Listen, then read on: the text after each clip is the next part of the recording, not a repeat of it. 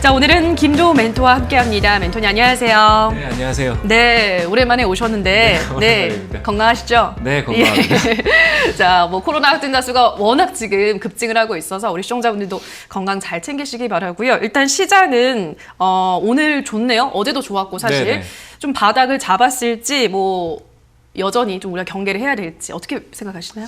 뭐 경계 계속하다가 뭐 시장 계속 보고 있다가 언제 뭐 주식 투자하겠습니까? 네. 그래서 뭐 저는 괜찮다라고 조금 생각을 둘 수 있을 것 같고, 제가 이전까지 계속 관망을 많이 얘기를 드렸었는데 이제는 조금씩 참여해도 될 것 같다. 다만 비중을 좀 적게 가져가면 될 것 같다라고 생각이 되고요. 자, 일단 시장이 반등, 어제였죠. 어제 반등스러운 반등을 좀 보여줬다라고 생각이 들었었는데, 오늘 추가적인 반등은 역시 미국의 FOMC 회의 결과가 나오면서 금리 인상이 진행이 됐죠. 이미 예상된 진로대로 가고 있다라고 보는 게 맞을 것 같습니다. 3월 달에 금리 인상할 거다라고 했고, 거기에 대한 금리 인상 폭도도 역시 동일했고요. 그래서 그런 게 반영이 돼서 이미 선반영됐었다라는 인식을 좀 가져가는 분위기다라고 생각을 하고, 재료 소멸이죠. 악재가 일부 소멸되면서 이 재료가 해소가 되고 나면은 거기에 대해서 내려와 있는 상황에서 반등을 주게 되는 거고요. 악재 소멸이 이제 호재가 된다라고 했던 부분이 조금 나타난다라고 볼 수 있을 것 같습니다. 자, 그런 상황이 이제 러시아하고 우크라이나도 회담이 좀 진행되고 있는데, 그 부분도 조금은 이제 진전이 있다라는 내용성을 같이 해결이 된 건 아닙니다. 불확실성은 계속 깔려 있지만, 그 깔려 있음에서 이제 시간이 갔죠. 제가 내성을 얘기했었는데 내성이 이미 반영돼 있었던 흐름이었고요. 거기에 이제 외국인들이 매도가 계속 진행되고 있었던 그 러시아 사태와 인플레이션이 만나면서 스태그플레이션이 급격하게 일시적으로 왔던 부분들, 현재는 뭐 스태그플레이션 상황이다, 뭐 경기 침체가 이루어질 수 있다라는 측면에서 물가가 많이 오르는데, 경기 침체를 예견하기보다는 물가가 너무 오른 거죠. 그래서 이게 이격이 너무 벌어지면서 이제 스태그플레이션에 대한 우려를 계속 얘기하고 있는데, 그러니까 연준이 이제 그걸 달랜 거죠. 어떻게 보면은 경기는 괜찮다, 고용하고 이런 거는 경제 회복에 대한 경제 성장, 뭐 이런 흐름 자체는 양호하게 갈 것이다라는 전제를 깔면서 인상을 했다라는 부분은 인플레이션에 대한 부분에서 금리 인상이 진행됐다라고 얘기를 하는 부분인 것 같습니다. 그래서 그런 내용이 좀 시장에 이제 기대감을 주면서 위험자산 선호 심리가 조금 돌아오면서 수급이 좀 들어왔고요.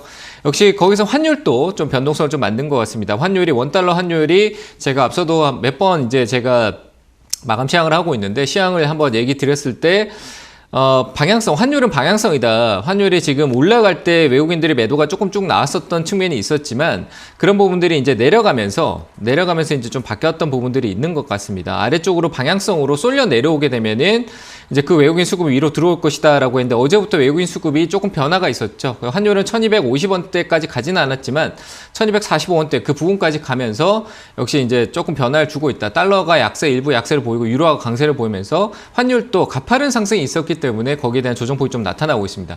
그러니까 이 방향성에 따라서 외국인 수급이 좀 바뀔 수 있는 측면, 가격이 비싸다라고 해서 환율적인 측면이 가격이 높다라고 해서 외국인들이 계속 파는 게 아닙니다. 그래서 방향성만 내려온다라고 하면 거기에 대한 또 한짝이 또 생기는 거잖아요. 그래서 또 유입이 될 수 있는 부분이 있다라고 보여지고요. 일단 이 현상의 시장 분위기 자체는 단기적으로는 조금 흐름을 계속 유지할 수 있다. 하지만 개별 장세입니다. 개별적으로 좀 봐야 되고요. 오늘은 이제 전체적인 종목들이 오르는데, 유난히 좀 강한 종목들을 꾸준하게 보는 게 좋을 것 같아요. 네이버, 카카오도 반등이 세잖아요. 그죠? 근데 며칠 전에 좀 강했고, 그리고 리오프닝 쪽에서는 어제 제가 판단했을 때 항공주가 좀 셌거든요. 아시아나항공이나 대한항공 이쪽에 대한 관심, 오늘 추가적으로 같이 올라가지 않더라도 순환이기 때문에 시장은 돌아 올라갈 때 순환이 됩니다. 그래서 오늘 연속적으로 올라가지 않더라도 지속 관심이 필요한 거는 항공주, 네이버, 카카오, 그 중에서도 네이버 쪽에 대한 관심을 조금 더 주면 좋을 것 같고요. 이런 형태로 종목을 좀 순환하면 좋겠다라고 생각이 되고, 로봇주 같은 경우는 좀 많이 올랐습니다. 오늘 올라서 그 고가에 저항이 돼서 빠지는데, 역시 그 순환에 대한 부분들이 있어요. 보안 쪽에 대한 부분도 역시 윤석열 관련주로 보안 쪽도 있을 거고, 오늘 또 부산에 갔죠. 항만 쪽에 대한 부분들, 스마트 항만 쪽 관련된 부분들 기업들이 있죠. 뭐 지금은 테마도 좀 해야 됩니다. 코스닥도 해야 돼요. 코스피만 계속 바라보고 있어서는 이 시장에 대한 어떤 시간적인 부분을 만회할 수가 없습니다. 코스닥에 대한 테마 순환, 왜냐하면 대선 이벤트나 이런 내용들이 인수위하고 계속 진행됐을 때 정책적인 부분은 계속 나올 거거든요. 거기에 순환되는 건설주도 올랐었고, 건설주 이제 이런 섹터들 전반적으로 순환이 되면서 추세적으로 갈 거기 때문에 눌림 나오면 또 봐야 될 겁니다. 그런 부분들 좀 고려해서 건설 쪽이나 재건축 뭐 이런 쪽도 올랐다고 해서 버리는 게 아니고 따라갈 필요도 없고, 눌림 나오면 또 보면 되고요. 그리고 보안 쪽도 역시 이슈가 될 거니까 보안 쪽 보고, 항만 쪽도 오늘 조금 약간 내용적으로 나오니까 그러니까 조선 쪽, 해운 이런 쪽으로 했을 때 스마트, 항만, 물류, 삼성 SDS 관련된 뭐 테마 기업들 이런 쪽 좀 점검해 보면은 저가 매수 좀 노릴 수 있다라고 보여지고요. 코스닥 기업들이 작년에 이제 PER 뭐 저평가 논란이 좀 많은 기업도 꽤 많이 있습니다. 그런 쪽보다는 코스닥도 조금 안정적으로 이 감사보고 시즌이 있긴 합니다만 안정적으로 좀 넘어갈 수 있으니까 그런 기업들도 전체적으로 밑에서 돌아오는 상승 초입 구간의 종목들을 좀 잘 시나리오하고 짜서 본다라고 하면 기회가 단기적으로 기회가 될 수 있으니까요. 지금은 그런 기회를 잡을 때다라고 보여지고 바이오 쪽도 역시 놓치지 마세요. 셀트리온 악재 소멸됐습니다. 분식회계 악재 소멸돼서 셀트리온이 간다라는 게 아니라 바이오 전반적으로 매기가 들어갈 수 있어요. 셀트리온 그 주도 종목이 브레이크 이제 꽉 잡혀 있었는데 그 발목에 족쇄를 풀었잖아요. 그러면 이제 매기가 좀 들어올 수 있다. 수급이 들어올 수 있다는 얘기죠. 그런 부분 쪽 그래서 바이오 쪽도 좀 관심 있게 보시면 좋겠다. 줄기세포 쪽이나 뭐 첨생법 쪽 관련된 얘기가 많이 있었지만 줄기세포 쪽 관련된 부분으로 연결해서 본다라면 그런 섹터 종목들 임상, 연구 쪽에 실적까지 조금 있는 기업들 본다라면 바이오 쪽도 기회가 될 수 있다. 이렇게 얘기 드리면서 지금 시장은 비중은 적지만 조금씩 진입할 단계다라고 얘기를 드리도록 하겠습니다. 네, 뭐 여러 가지 섹터를 설명을 해 주셨습니다. 이제 지금 시장에서는 또 우리가 기회로 찾아볼 수 있는 섹터들이 많은 것 같으니까요. 좀 더 부지런해지셔가지고 일단 네이버 카카오 중에서는 네이버가 괜찮다고 말씀을 하셨고 뭐 보안주나 건설주, 바이오주들 다양한 종목들을 좀 발굴해 보셔야 될 것 같습니다.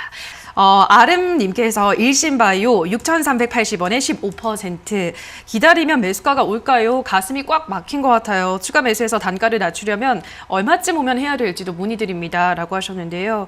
예, 좀 많이 답답하실 것 같습니다. 일신바이오는 이제 한때 모더나 관련주를 엮여서 주가 상승이 좀 크긴 했는데 요즘엔 또 많이 지지부진하죠, 멘토님. 네. 추가 매수를 할까요? 아니면 어떻게 해볼까요?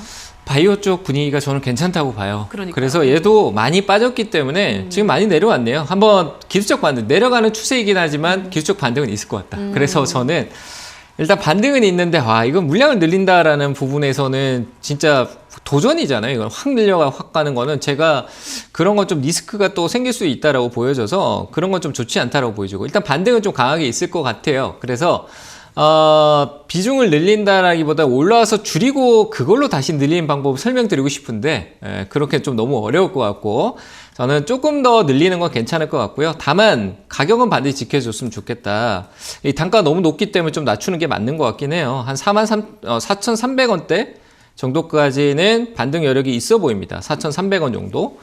거기까지 반등 여력이 있으니까 거기서 축소하든 조금 늘려서 그 자리에 어쨌든 축소는 해야 돼요. 제가 봤을 때는. 그래서 4,300원 일단 목표 제시를 해드리고 올라오면 비중 축소 하시고 조금은 더 사도 된다. 이렇게 얘기를 드리도록 하겠습니다. 네, 다음 댓글 보도록 할게요. 이번에는 KKABL님께서 삼성제약 7,690원에 10% 손실이 큽니다. 추가 매수 시점 진단 부탁드립니다. 멘토님 제발 탈출할 수 있도록 도와주시옵소서 하셨는데요.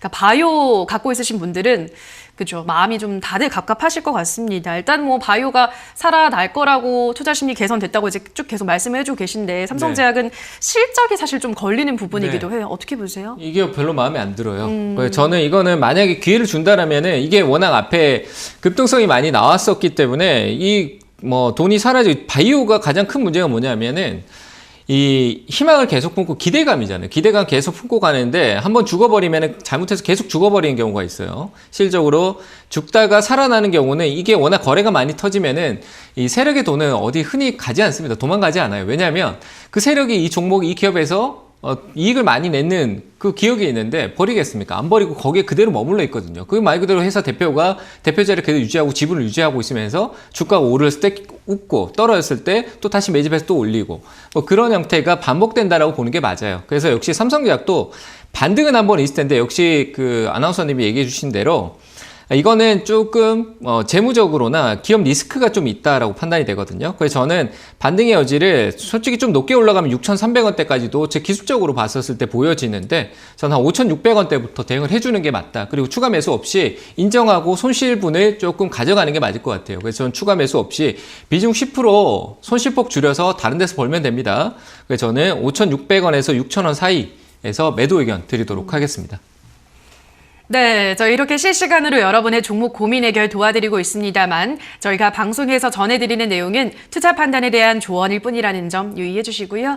매천야록님께서 삼양 패키징 23,000원에 10%, 원자재값 상승이랑 유상증자 이슈는 이미 반영된 것 같은데 전망 부탁합니다 라고 하셨거든요.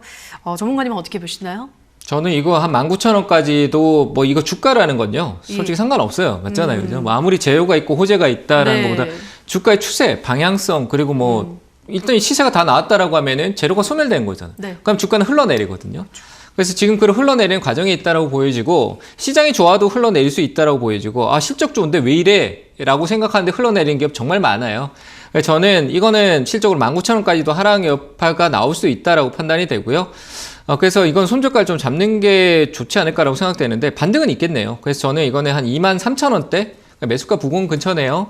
그냥 매도 의견 드리도록 하겠습니다. 느리고 천천히 가는 쪽보다는 한 하반기 때 다시 보는 게 좋을 것 같아요. 그래서 매수가 매도 의견 드리겠습니다.